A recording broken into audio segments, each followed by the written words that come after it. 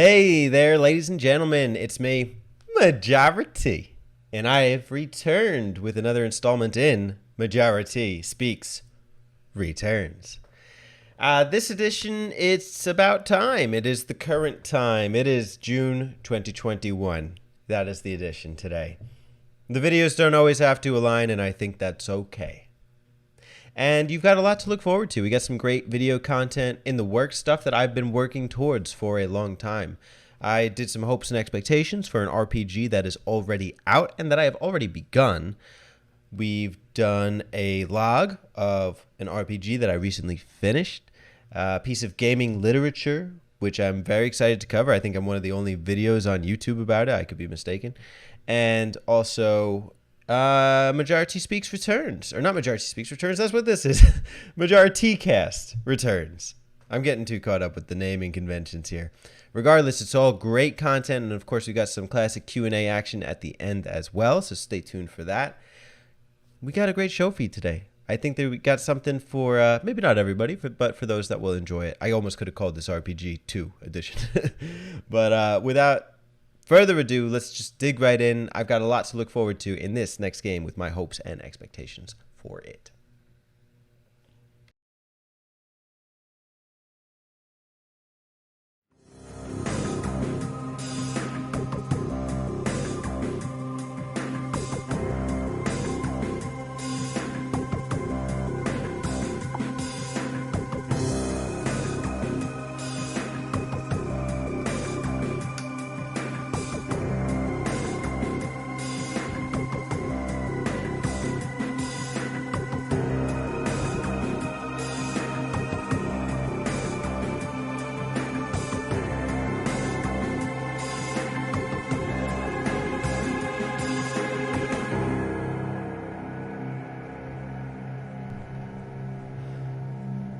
Gee, is it looking dark in here or what?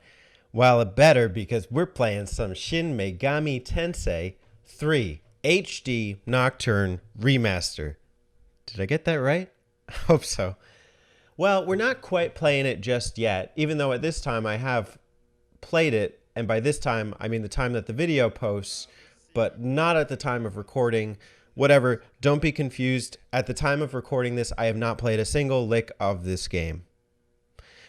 Don't get caught up in the semantics. The big thing is I wanted to archive my thoughts before going into the game. What are my hopes and what are my expectations for this remaster?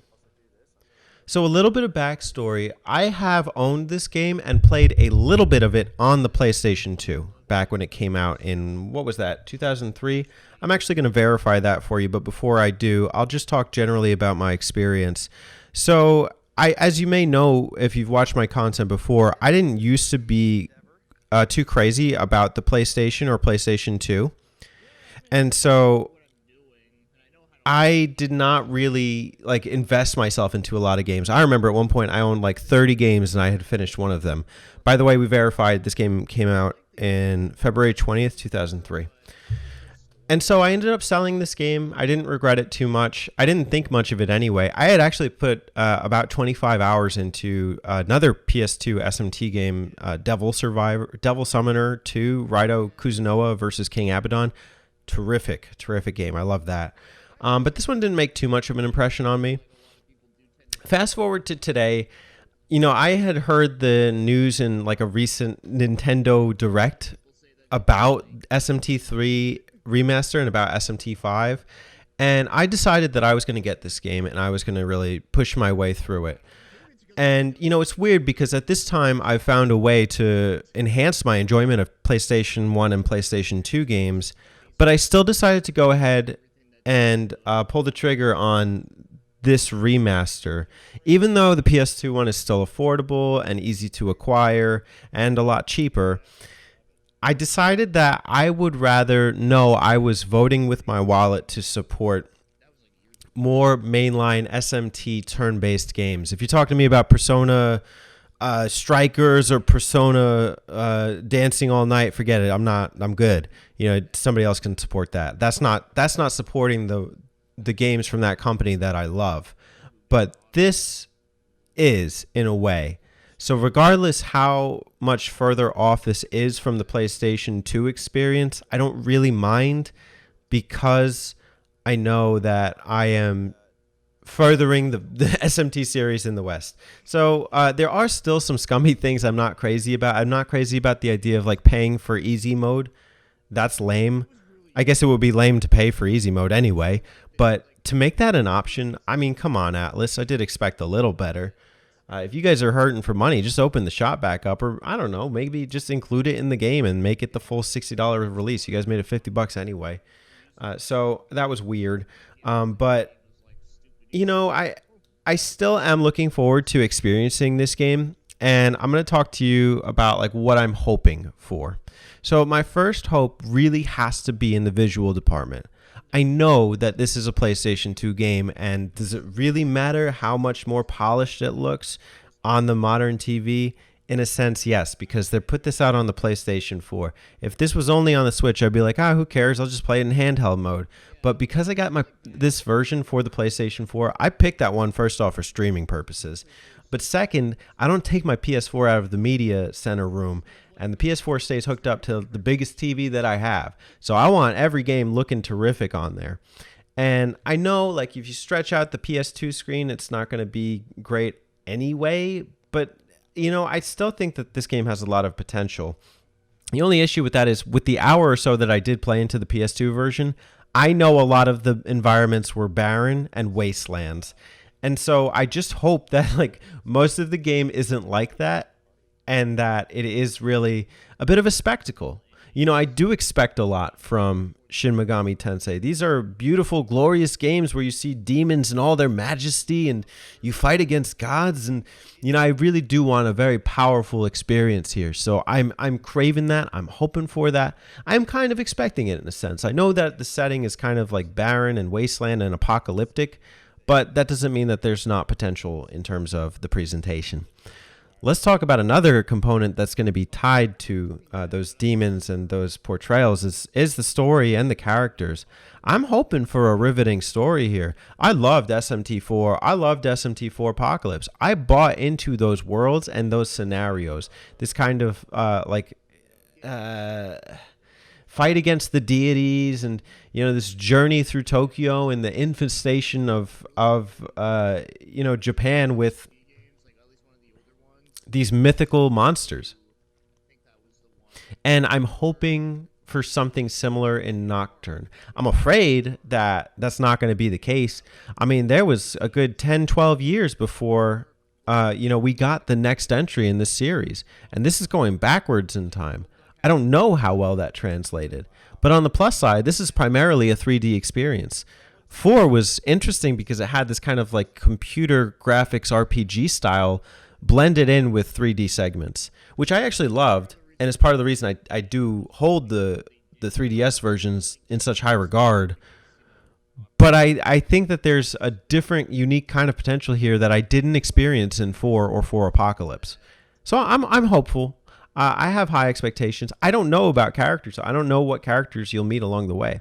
I do hope that it is tangible, because I played a little bit of Digital Devil Saga on the PS2, and that one is just so far beyond my grasp. I don't know if I can even buy into that storyline. The other thing is, I hope it's not generic too. I hope it's not just generic like apocalyptic scenario. I played a bit of Soul Hackers, and you know, the story there was very much just like, enter the gameverse. You know, you are in the video game, and you know, I've seen that done too much by now. So I don't want something tacky in terms of story.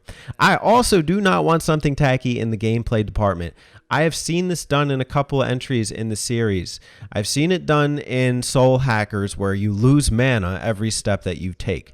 I've seen it done in Digital Devil Saga, where you have to feast on demons as like a in-game option in order to keep your food reserves high. And that kind of stuff walks a fine line between trying to create realism and just being damn frustrating. I don't like if something takes me out of the experience, and that kind of thing does, especially when it becomes just a hassle and a burden.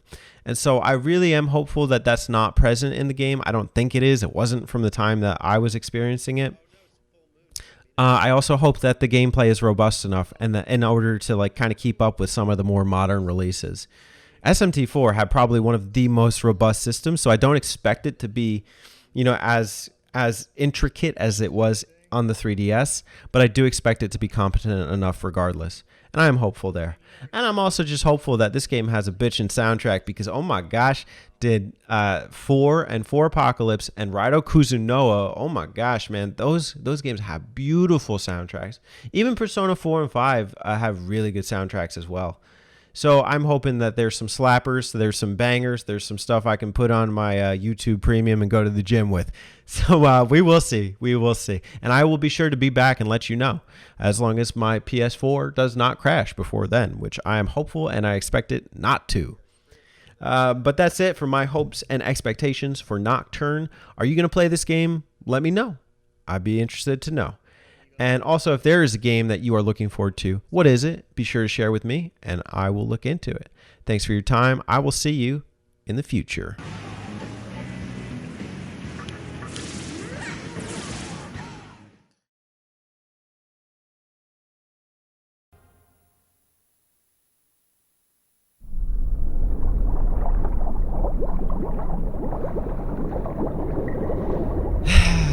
Hey guys, you know what a favorite pastime hobby of mine is? Log rolling. No, it's not, but I do log RPGs. And this time we're here to log Chrono Cross for the second time. And this time, I beat time. How's that? Well, I beat the game. My RPG log comes in at about 42 hours and 20 some odd minutes, give or take, and I'm super thrilled. I'm super thrilled to be here talking about Chrono Cross today. I did the previous RPG log at about 12 hours in, and I will be talking about this game in depth and more analytically with Spencer over on his YouTube channel and podcast, RPG Archive. So go check it out. Go subscribe to him if you want a more in-depth and thorough look at some of the stories and mechanics of Chrono Cross. For today, I just want to talk about my overall impressions. I'll try and keep it spoiler-free, but try and give you some juicy details where I can, because it's a damn good game. And I want to clarify a couple things. First of all, the main character, Sarge. No, it's not Sarge. I thought it was Sarge. It's spelled S-E-R-G-E. But apparently it's something closer to Serge. The Japanese hiragana reading is Serge. So I'm going to call him Serge. It's not Serge, it's not Sarge, it's Serge. Someone blew the surge. But I'm keeping the Serge. I don't know. Whatever. Moot point. Moving on. The character system. Okay, this was a picking point for me early on. I felt that none of the main characters, or the side characters rather, besides Serge and Kid, were particularly well developed. That kind of changes as the game progresses. It gets better, and it really intersects with the core dimension of the game in that this is not exactly a game about going forward or backward in time like Chrono Trigger was. It's more so about moving across time in parallel dimensions. And so you get different insights into a lot of the same characters, and that can be really cool. You can see them develop and you can see their relationships with other characters in ways that you might not have expected. Nikki, I felt in the first 10 hours of the games was completely devoid of character, which was very uncharacteristic of a rock star, which is why I picked him. He's a guitar player and there was no personality to him. That completely is turned on its head at the major turning point of the game. And that's a really good thing to see. And I really do like the ways that you encounter many of the terrains in Chrono Cross. You really do spend a decent bit of time exploring them, when even though it seems like there's not a lot to explore, you're always wondering, did I explore this in the best way possible? Was there something I missed? Was there another way I could have explored it? There are a bunch of islands surrounding the main island, and I love that you get this kind of choice about how you want to proceed. Do you want to explore the Earth Dragon Isle or the Sky Dragon Isle? And you get some options there. And, it is kind of limited in how far you can go, but the actual events at each area are very unique and varied. And it just feels like it's an action-packed adventure. And that's a really good feeling. The core narrative itself is confusing. I'm definitely going to let you know that. And I also want you to know that there are explicit ties to Chrono Trigger. Does that mean you have to play Chrono Trigger before going in? No, but it's going to be even more confusing than it already is. I played Chrono Trigger twice, and I'm still scratching my head at a lot of moments in Chrono Cross. Trust me, it's going to make for a great archive. With that being said, I found it intriguing. I always wanted to know more. Wow, what's the connection here to, so-and-so from the first game? And, oh, how is this storyline going to develop? They're always hinting at things throughout the core experience, and you are left wondering what's going to happen. And so this play on dimensional awareness is really exciting. It's really well done. It is hard to figure out, but I don't know that it's necessarily meant to be figured out either. Supposedly a lot of people on the internet are left scratching their heads at this. I do want to talk about the party system as a whole. I kind of touched on the gameplay mechanic of the stamina meter and how you would use it to unlock more skills in your kind of like individual skill trees. There is actually room to go more in depth about that. First off, this is not Pokemon. Understand that. It's going to seem like it is because there's elements and some have elemental strengths and others elemental weaknesses. But it's actually more of a gentleman's game in my experience with it because it's a bit more of a level playing field. It's not like water only has 2 weaknesses and then is super effective against 5 things. That's how Pokemon works. The way Chrono Cross works is it's more balanced. There are 6 element types: white, black, red, blue, and yellow, and green. And they each work in pairs in terms of opposites. So white affinity is weak to black and black is weak to white. And so there's advantages and disadvantages to bringing in a character of a certain affinity into a battle. You don't have a choice with the main character, but with the other characters you can kind of play around with that. But the benefit is, that way you can use certain elements and they're not restricted to any affinity. You could have one character with elements from all types of affinities. You could have one with every type of affinity, and you do get that sense of liberation and customization in your party.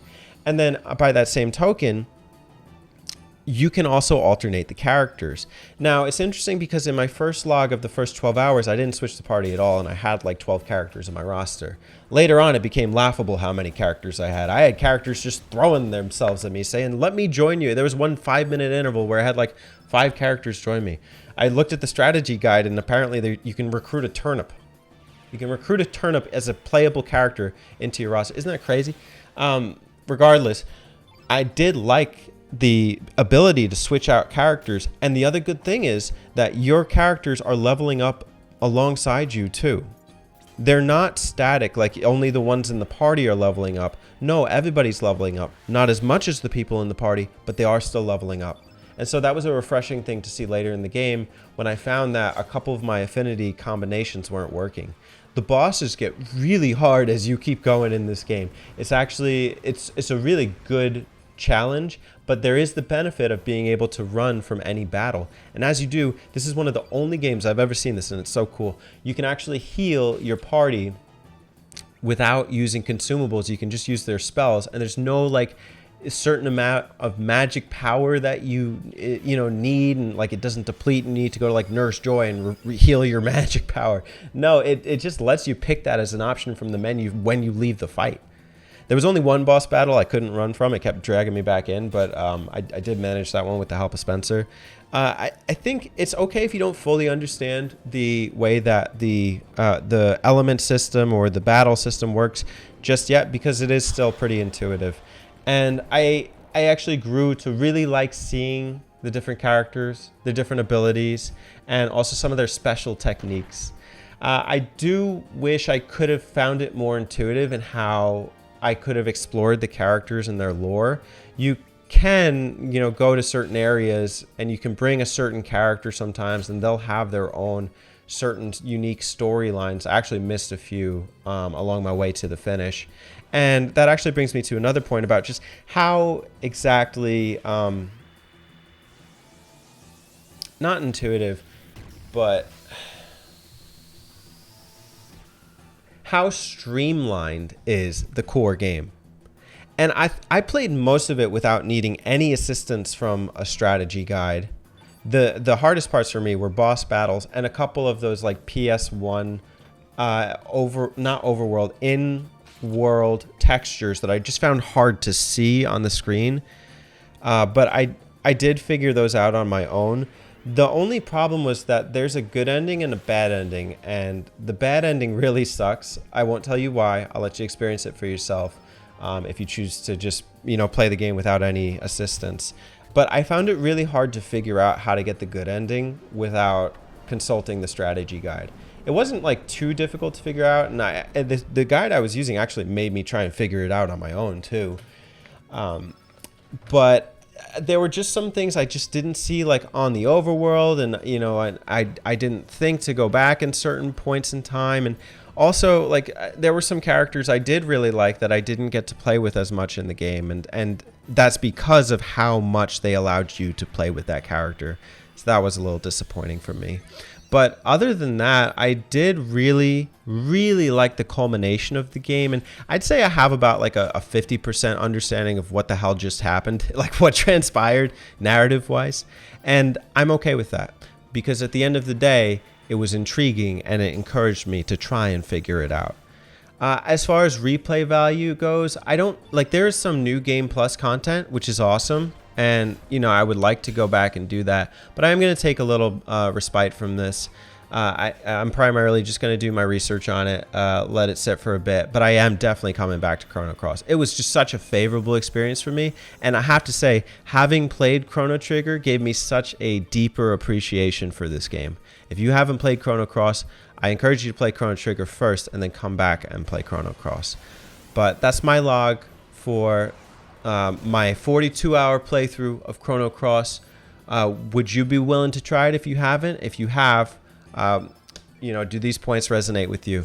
Thanks for watching. I'll catch you in the next video where we can cross paths. Get it? Chrono Cross? See ya.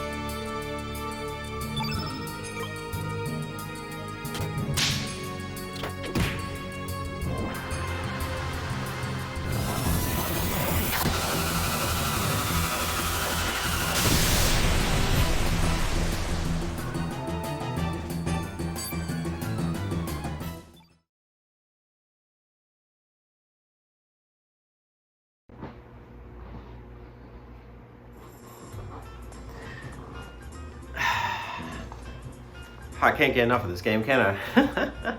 Ladies and gentlemen, I'm here to talk not just about Chrono Cross, I'm here to talk about the Brady Games strategy guide for Chrono Cross. This is a game I recently finished. I'm very excited to have done so, and I could have done it without the help of this, but I wouldn't have been able to optimize my enjoyment of it without it. And I want to talk to you today about the contents of the guide, why some of these things are important to be aware of as you are playing through the game for the first, second, third time, and also whether it's the right thing for you, whether you think you need this when playing through the game. Let me just start with a bit about strategy guides in general. I don't own more than 3 or 4, including this one. And so I have to feel a certain, not just urge to have the guidance while playing the game, but also that urge to want to do my best to maybe not complete it, but to see it through, to see all the major features. And Chrono Cross is a game that boasts many features. It features branching paths, it features a character roster of about 40 characters, and really there are so many things you could miss while playing Chrono Cross. And so about 20 hours into the game, I went online and I found myself a copy of the guide. And I said, this is the right time for it. Interestingly enough, at that 20-hour mark, or 25 or 30 when I actually got the guide, I opened it up and the introduction tells you to put down the guide if you're playing this for the first time, and to try your best not to use it unless you absolutely need to. And I actually went ahead and I followed that advice and I just finished the game without looking at the guide. The problem was I got what's called the bad ending, and there was a clear workaround to getting the good ending.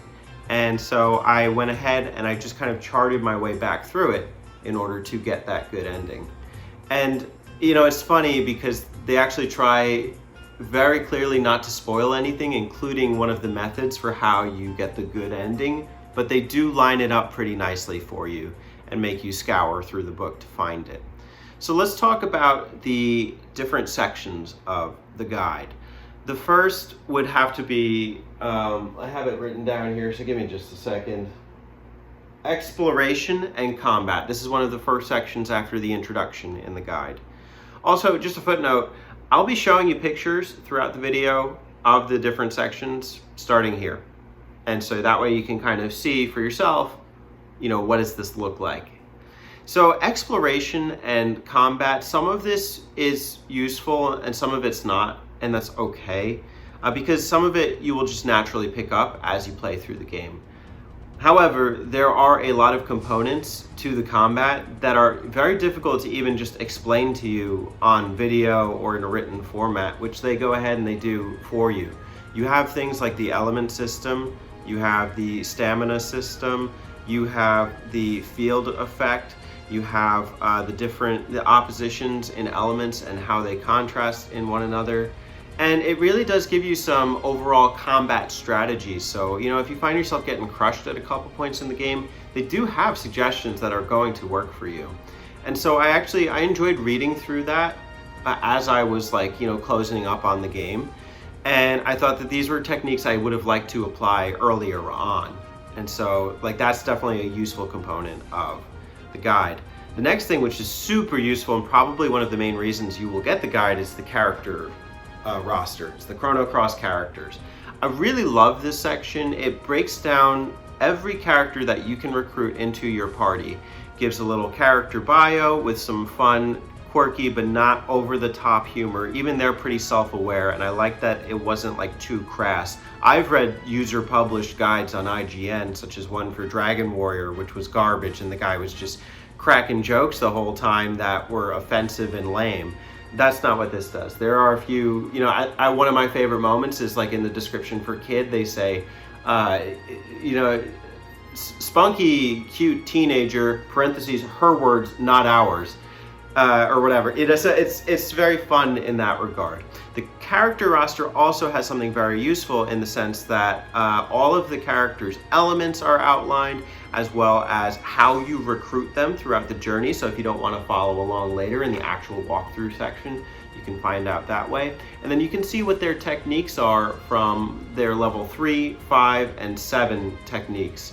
And the level 7 technique is interesting because you need to actually go somewhere and do something most of the times to recruit it. Sometimes it may just be from leveling up, but more often than not, that's not the case. And so it's actually very useful in thinking about characters and how you want to optimize your party. Because the thing about Chrono Cross is seeing those techniques, it's absolutely beautiful. Just what they are able to pull off on screen. It's just a very visually breathtaking and awesome video game for the PS1. And to be able to see what they were able to do in those techniques is really a highlight. I don't know if you've played Chrono Trigger, but in Chrono Trigger they have those spectacular double, triple attacks, etc. Chrono Cross is similar, although there's not as many dual and triple attacks. There are those though, so that's actually something we could talk about. But seeing how to get those best techniques for each character, that's a lifesaver. So in a subsequent playthrough, I would definitely be adhering to that. The next few sections are actually what I consider more so additional material and probably stuff that you won't need. I actually found myself just glossing over it and not really paying too much attention to it, but it's there if you need it. Forging items, special items, and elements. The reason I don't find these too necessary at this stage in how I play through the game is you'll naturally get through some of these things anyway. You're going to naturally try and get your best armor. You're going to naturally acquire tons of elements to allocate to your characters, and the special items you will get as you go along the journey. Now, if you want to get the best possible versions of those, that's great. But honestly, I was able to clear most, if not all, of the bosses on my own without any major help or looking for special armor or items. Actually, in Chrono Trigger, I felt like I had to get the special sword or whatever. I didn't really need to do that this time in Chrono Cross. So those sections were not necessary to me, but some people may appreciate them. What is definitely useful is the walkthrough section. They call it events, the events of the story. They chart them start to finish. Now, there's 3 things in the legend for the events. One is branching, the other is character, and then lastly is boss strategy. So in addition to getting just the walkthrough of how you progress through the sections and what takes place, they will inform you if there's a recruitable character who you might miss. They inform you if a section branches and if it has any major impact on how you will play the remainder of the game. And they tell you pay specific attention to these because this is probably the most important point of this walkthrough. Boss strategy is nice. Again, I really didn't need it, but there are a couple bosses that may pack a punch, let's just say. So overall, events was a very useful section, and it was a point that I referred back to in trying to get the good ending. The next thing is actually very mind-blowing to me. It's New Game Plus. Now, there's only 3 pages for New Game Plus, but what I learned about what Chrono Cross offers in New Game Plus just blew my mind. It's I don't understand why games can't do what Chrono Cross does as far as New Game Plus. Nowadays. It's not even half as remarkable as what Trigger and Cross were able to come up with. So, really it's just littered with options, and I could spoil exactly what happens in New Game Plus. I'm not going to do that here. I'm going to recommend you over to RPG Archive, where I'll be doing a podcast with Spencer and a possible guest. So I'll have a link to his YouTube channel in the description below. We could talk about New Game Plus more thoroughly over there, but I like how thoroughly it breaks it down and really outlines everything for you, from endings to strategy, etc. So very cool inclusion. And then the last bits here are bestiary and maps. The bestiary tells you about all the monsters that you would fight in the game and some of their techniques. Again, I kind of glossed over that. It wasn't too necessary for me, but it is cool to see the artwork. And then maps is cool. I've actually read a criticism about the map section of the walkthrough, but the thing is, I really like that it has a legend for the maps. The reason it's kind of laughable is because the game itself doesn't feature it's super expansive worlds. It's really just a bunch of still frames that you can kind of walk through in the vein of the PS1 RPG. I don't know if you've played Final Fantasy VII and you're cruising around Midgar. The textures are similar, let's just say. But the legend tells you if there's a tech skill in a certain area, it'll point it out to you on the map. So that could be useful in going and trying to complete the game more. So let's talk about the guide as a whole. Is it recommendable? Absolutely. I think first off, this is thick, man. That's how I like my guides. I like them thick. Guides, not guys. Although, you know what, never mind. It's about 200 pages. It's 230 some odd pages. Compared to my Majora's Mask guide, that's about that's 136 total. This one gives you, your money's worth. Second, it is very beautiful. There's a lot of good artwork in there, and the writing is good too. I just appreciate that, it's transparent and clear while also still having fun when it can without crossing over too many boundaries. I tend to cross over lines a bit, so I'm bad at that. That's something I need to work on. And it's kind of just it's comprehensive, it's impressive, and it's good looking. I don't know what more you could want from a guide. Anyways, that's my review of the strategy guide. Let me know if that's something you'd be interested in acquiring and playing through Chrono Cross with, or not. Either way, I got mine, so I'm happy. Cheers, ladies and gentlemen. Thanks for watching. I will catch you in a new video soon. Deuces.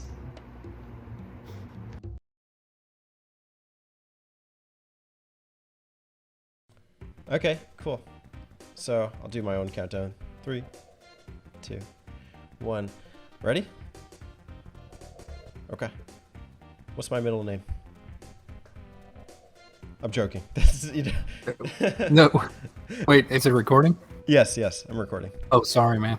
I was changing tabs. Oh, that's okay. I asked you a tricky question, admittedly. What was that? What's my middle name?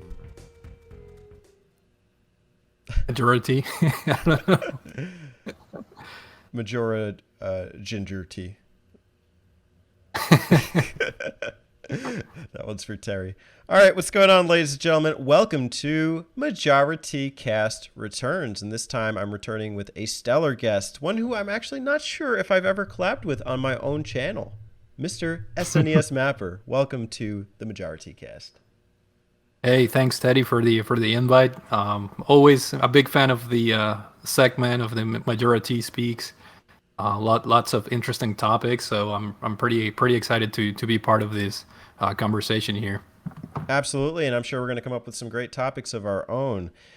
First, I want to kick it off with, I know you are you have an exquisite taste in beers, as do I. So I was wondering, what beer, if you could crack one open right now, would you go for?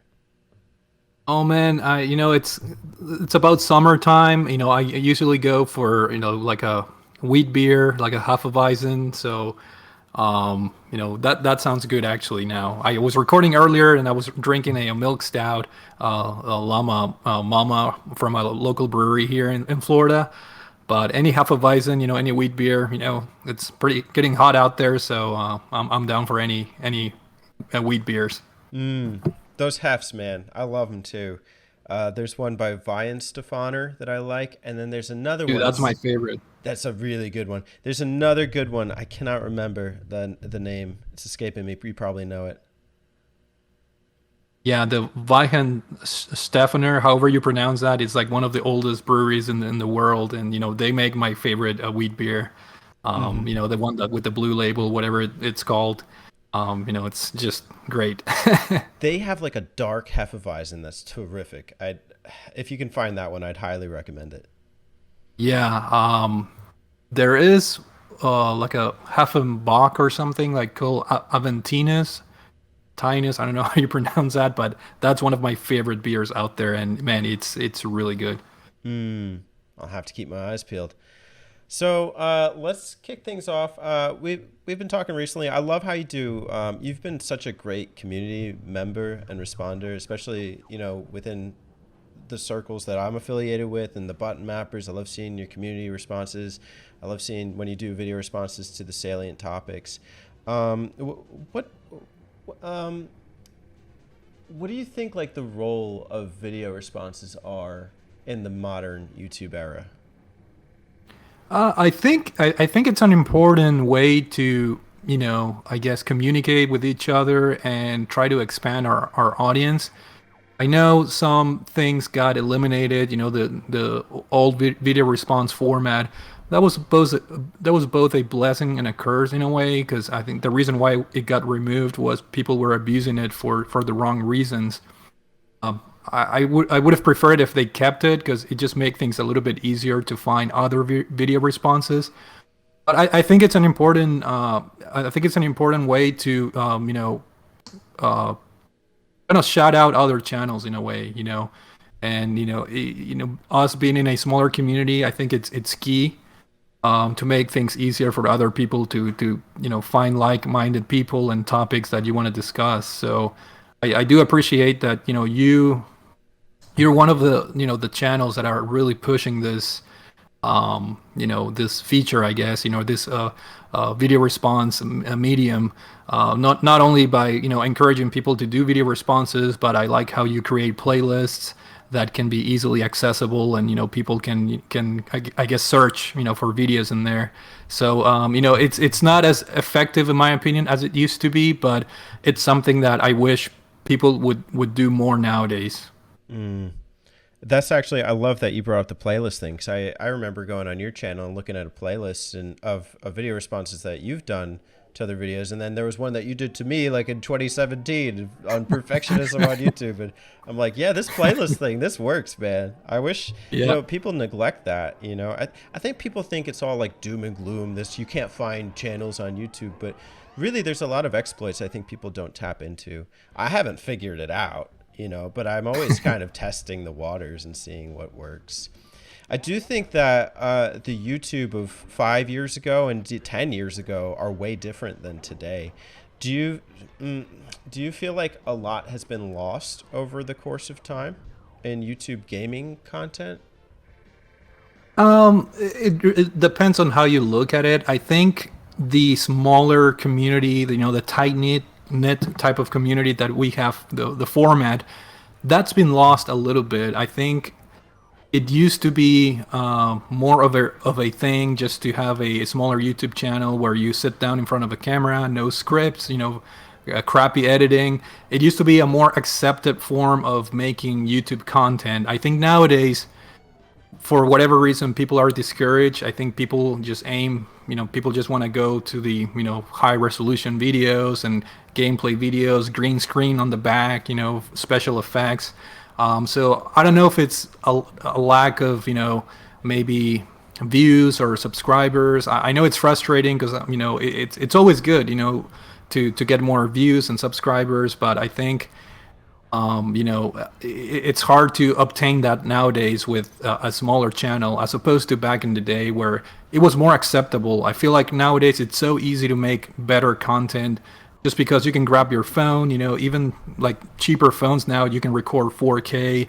You can buy like cheap, Chinese microphones on Amazon that are pretty decent quality and so forth. So I think the editing and the expectations for high quality videos are up there, and that's discouraging, I think, a lot of people from doing what we do.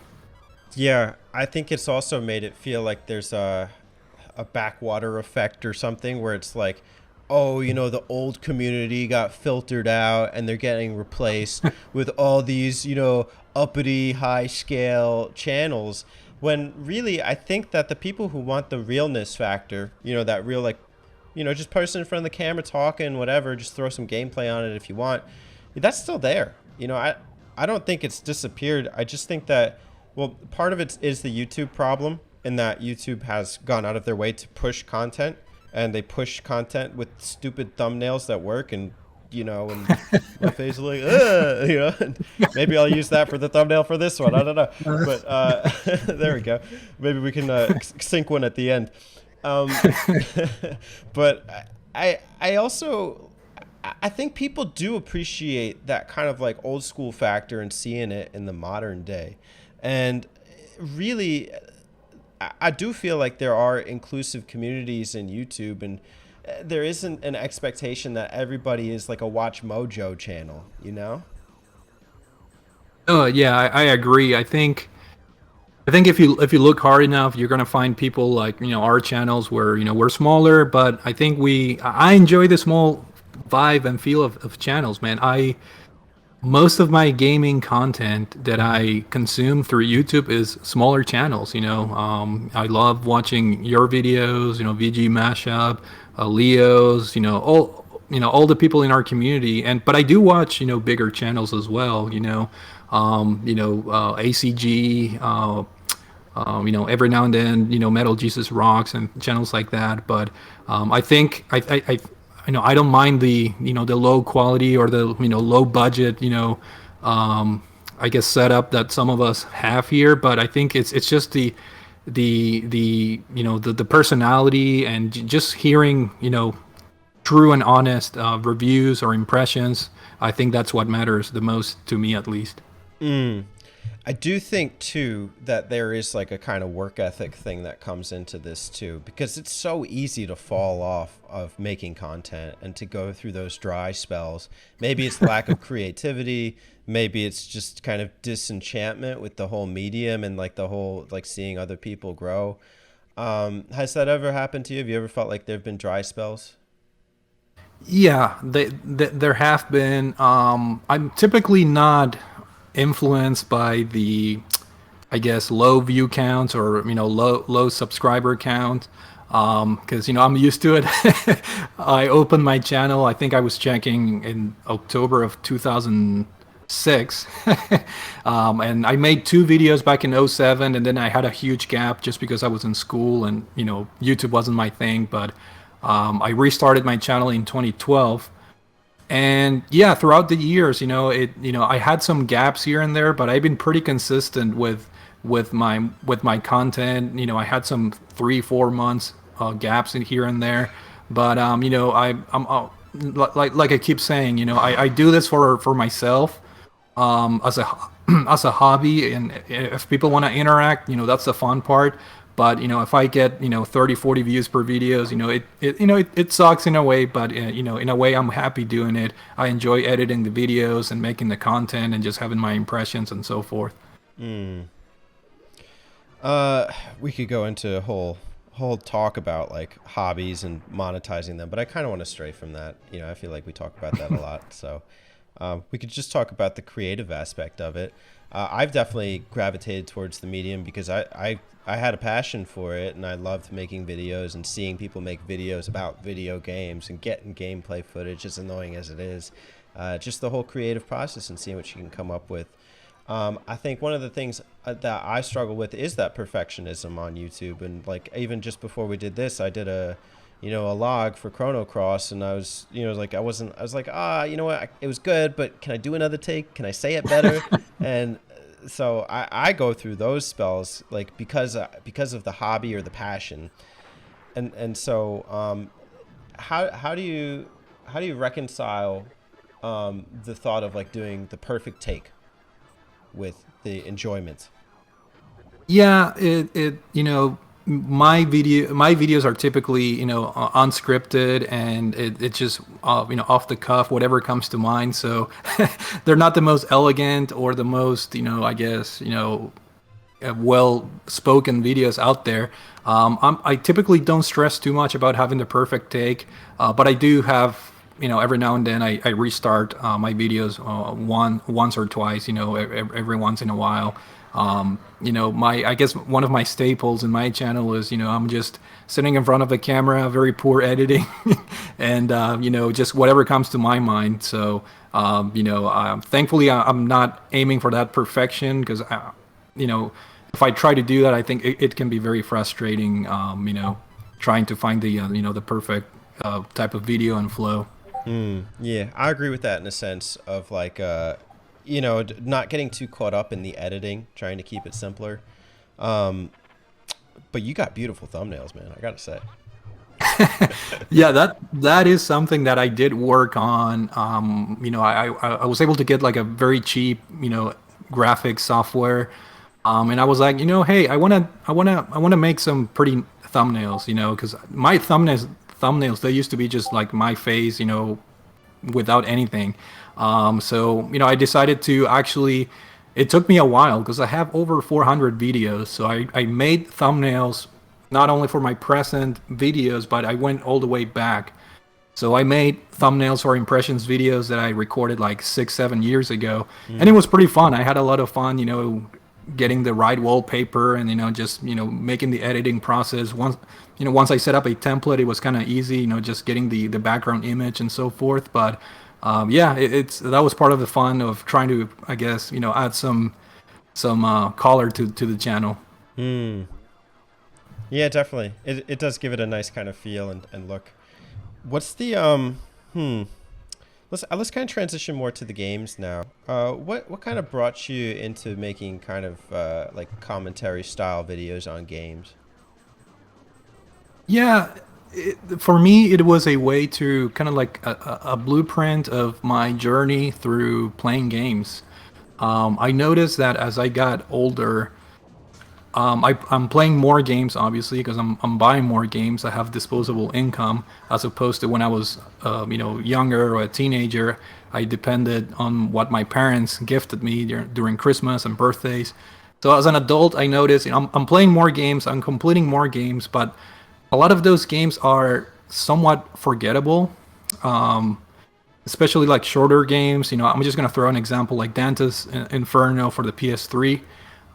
It was a very enjoyable game, but it's one of those games that I don't foresee myself ever replaying the game. So I did want to record my thoughts, once I'm done with the game, kind of record my thoughts just so I have a kind of like a memory of that game that I can always revisit without having to play the entire game. So that's kind of like my thoughts behind doing impressions videos. Ideally, I want to be able to do an impressions video for every single game I beat, which is it's kind of hard. But that's the thought process on my channel as far as the games. Mm-hmm. And which were you most impressed with?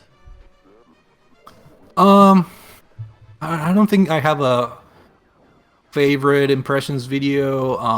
Well, let Typically, me ask it a different way. So, like, which game maybe made the strongest impressions on you in recent memory? in recent memory, I want to say a game that got re-released this year on the Switch, which is Super Mario 3D World.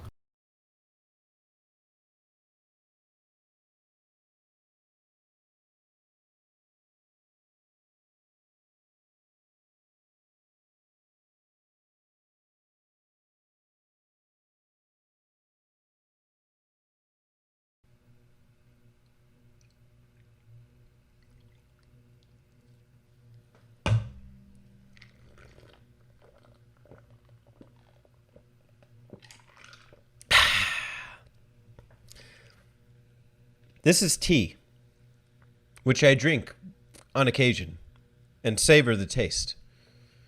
Honestly, this is as honest as it gets. This is honest tea.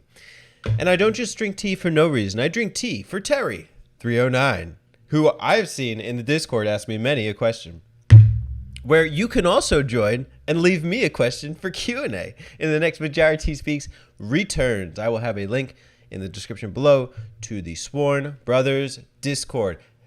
I asked and y'all delivered. We got questions on questions. I don't even know if I have enough answers for these, but you know what? I'm going to do my damnedest to, really knock them out. And so let's kick things off with Mr. Rave Racer 91. Let's race on through. Regardless, the game is good or bad, what is the most creative or aesthetic game you ever played? One that has a cool or awesome presentation, something like Jet Set Radio or the SSX series. Yes, 2 questions. I'll start with that one. So offhand, I'm erring towards something, I'm erring towards the aesthetic side of things. And I think of Super Mario Sunshine. I love the aesthetic, you could just say. I love the beach aesthetic. I love the waterfront aesthetic. They bring so much life to water stages in a way that I don't think most games do. Most games, you dread that water stage experience. There, it's like calming and relaxing. It's somehow still challenging platforming segments. They seem to seamlessly merge the two. So that's a winner for me. You wanted something like Jet Set Radio. I don't know about Jet Set Radio. I don't really mess with that, but I do like F-Zero GX. That is a standout to me. And then you have a follow-up, Brave Racer, so I will address it. What is the most empty or bland game you played? Something that has no presentation or barely efforts anything like an open world. If I had played Quest 64, I would say Quest 64, but that's not the case. Oddly enough, what am I erring towards? I'm like erring towards SMT3 Nocturne in a weird way on the PS2. When I played it back then, it was honestly just very barren and very desolate and a lot of nothingness. So I'm playing that now in HD to experience all of that empty barrenness. So whatever. So much for that. I guess that's not the most important thing to me, aesthetic, but it is nice when you have it. Let's go next to BioPhoenix, who asks, what console do you think looks the coolest in terms of looks? Solid question, BioPhoenix. What console has the best looks? Ooh, we're going to be superficial here. Well, you know what? Let me just throw out a few names and we'll see what we're thinking. You know what? No, I don't need to think about this. The PlayStation 1 is probably the sleekest console in my opinion, and I think it seamlessly blends that utilitarian aspect with also just design aesthetic. And it's weird, but it's kind of like my nostalgic picture of what a console should look like. And I've grown to appreciate it more over the years. I didn't always have that appreciation for it, but I do appreciate the PlayStation 1. I think it's a sexy console. There you go. Hope that suffices. All right. Amir's Translator, aka Multimaster, wants to know, what is Nintendo's most important franchise that isn't Mario? I had to think about this for all of 30 seconds. Pokemon. It is definitely Pokemon. That is their standout series and probably one of their biggest money makers. And I think, that's why it's really important to me that they get it right. People will buy it regardless if it's good or not. For now, I don't know if that trend will continue, if they continue to screw it up.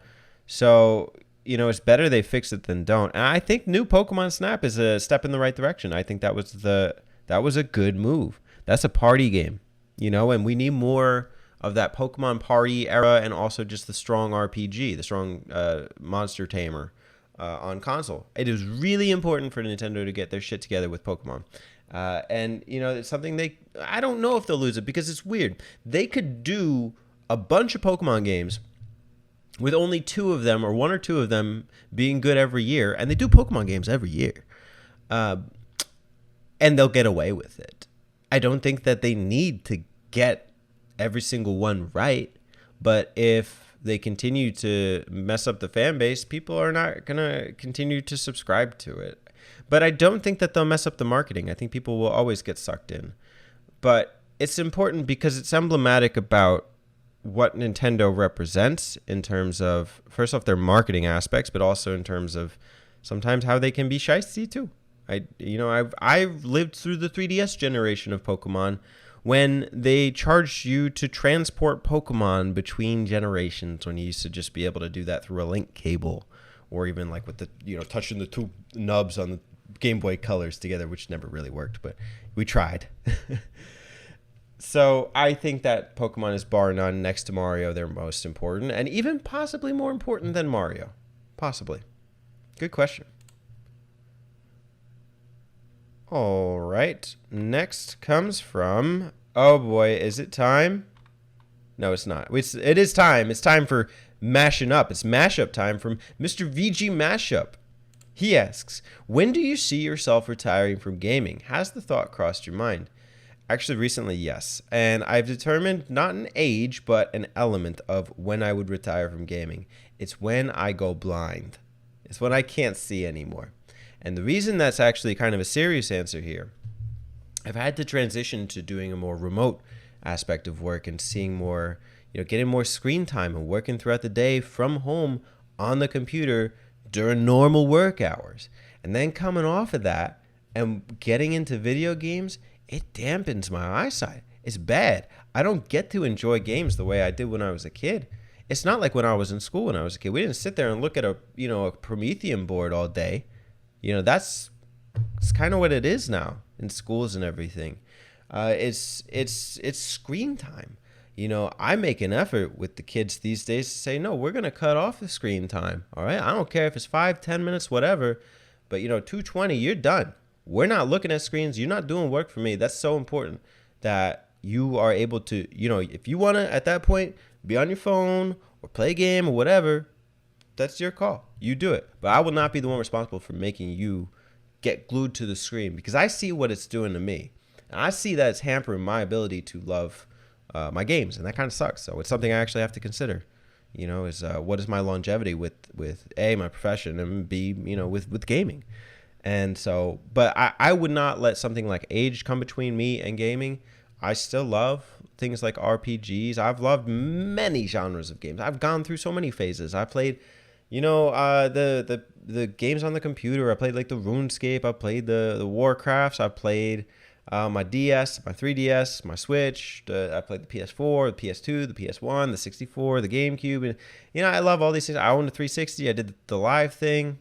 I have grown up with games and gaming generations, and I don't see that stopping anytime soon. And it doesn't matter which one it'll be. I'll continue to explore certain libraries, and I'll be okay with that, not keeping up with the modern trends. But I will continue to enjoy games until further notice. There is no age aspect to it. It's just physical aspect to it. It's either blind or lose my hands or whatever comes first, God forbid. Let's not put that on the table. But I do appreciate the question. I have thought about it. All right. All right. Is it time? I thought it was gonna be Terry time. It's SNES Mapper time. All right. What's going on? You doing good, Bruno? What can Nintendo incorporate into the next Star Fox game to make it pleasant and relevant? Pleasant and relevant. Okay.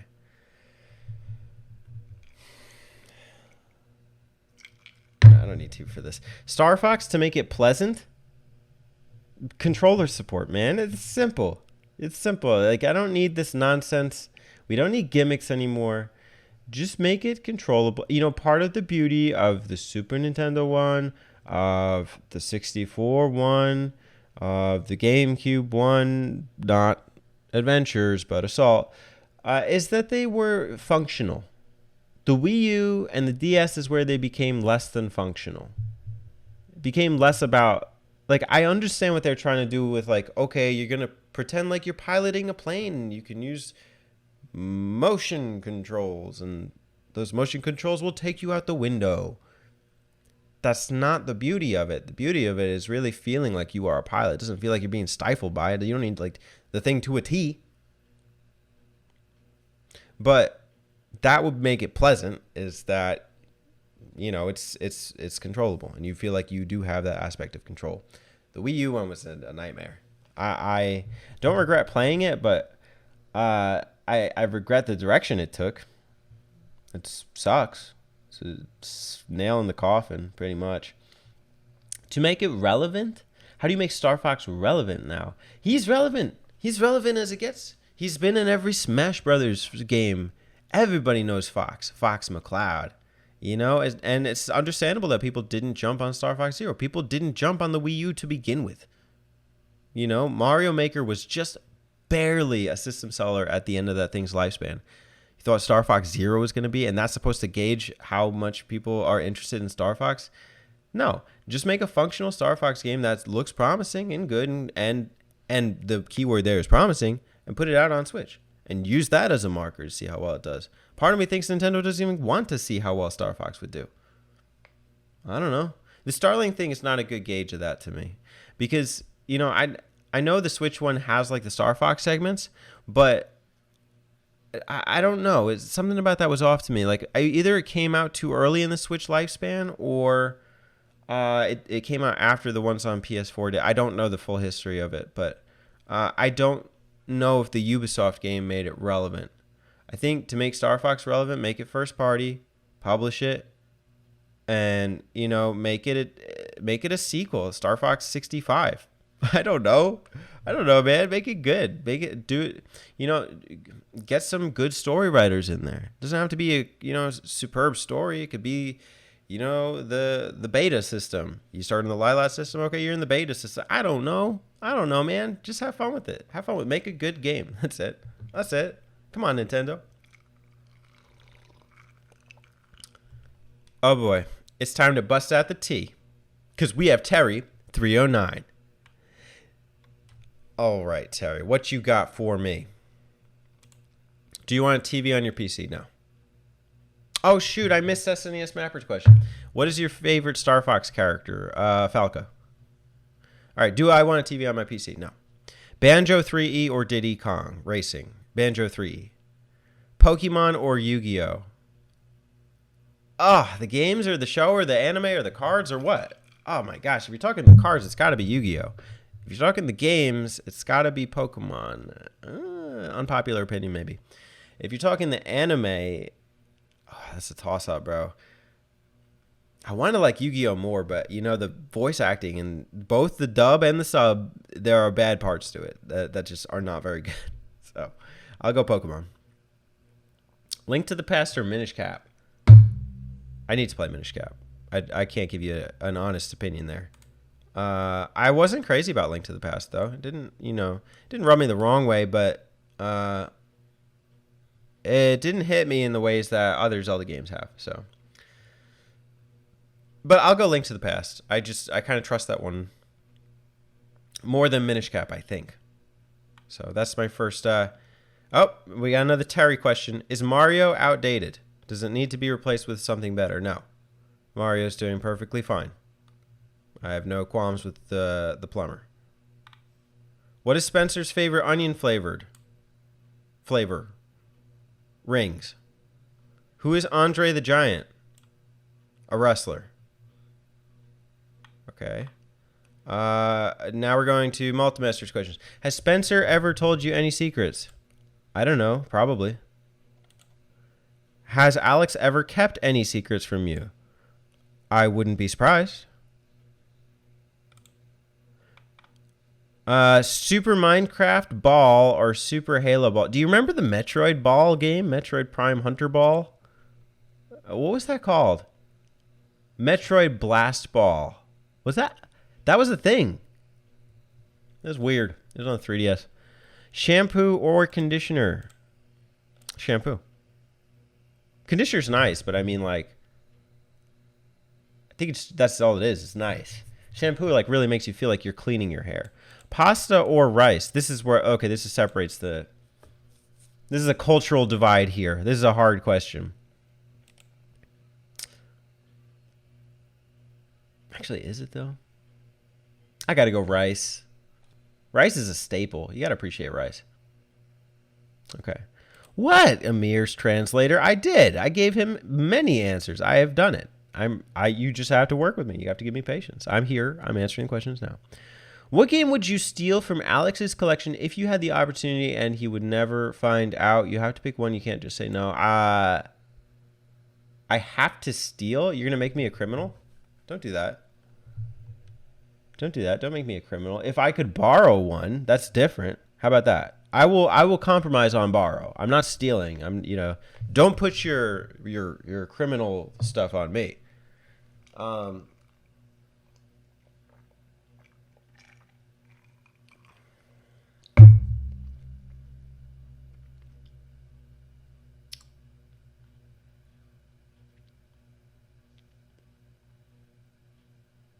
I don't know. I don't have a good one.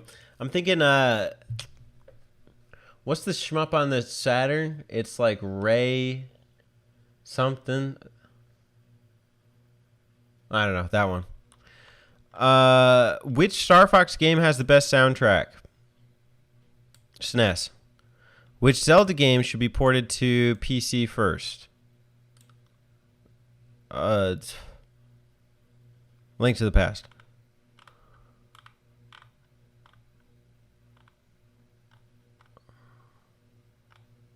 Okay, we got a lot of fluff here. This is not Q&A. You guys missed the boat there, okay? There's other sections for that. What is a creepy song from a video game that is not horror theme? Okay, I got to go in for you. I think this is the last Q&A question too. Okay, there is a song from Ni no Kuni 2, and I didn't play it, but my girlfriend played it, and it's just the overworld theme. It has no reason to be creepy, but it is. It always sounds like something suspenseful is going to happen, and nothing is happening. You could go into random battle, or not like random battles, but on-screen battles with enemies on screen, but it's not suspenseful at all. It's very strange. It's jarring, actually. So it was a non-horror game that had horror-ish elements to the main overworld theme pre-combat. Very strange, very jarring. But that's my answer for that one. Okay. So excellent Q&A, I have to say. I do like the questions here. And I appreciate them. And you can always leave a question in the Discord. One other way that you can leave me a question, comment, or feedback is you can call the voicemail for the show. You can leave a voicemail for viewer voicemail. The phone number is 1-917-267-8313. That's once again 1-917-267-8313. We got a voicemail this time from a friend, Miss Da, I think Malta Master, and we're going to play it and we're going to find out. And I'm going to mute my mic. No, I'm not. You guys can deal with the feedback today. Let's take a listen. Hey man, it's your friend Malta Master. Yo. I'm leaving a message because I want to ask you about Outriders, a game that came out 2 months ago. I just wanted to know, what are your opinions about Outriders, if you have any? And that's my question, and that's it. Enjoy the rest of your day, and bye. Okay, what the hell is Outriders? I don't know. It's like an Xbox game, right? I got that much. Uh, Outriders. Okay, Mir likes Outriders. I know that. Man, you're gonna make me like have to Google a whole damn video on this? Oh my gosh.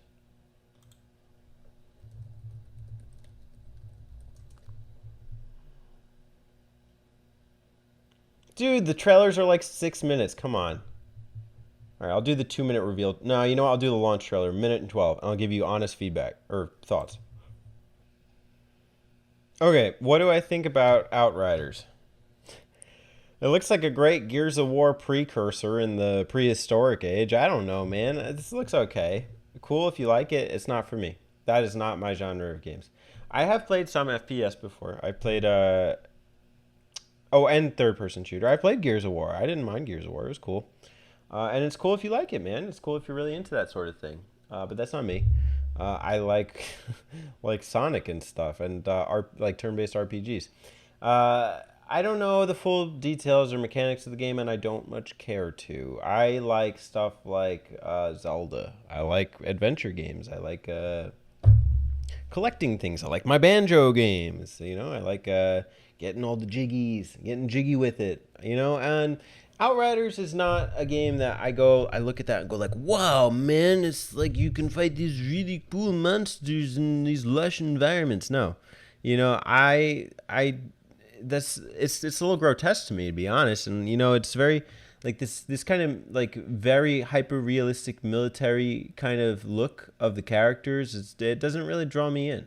I don't go look at that and go like, wow, you know, like, oh, this is like I don't know, really really intense and awesome. It's not for me, but it's cool if you like it. I hope you do. Do you like it, Multimaster? Let me know. But yeah, cool.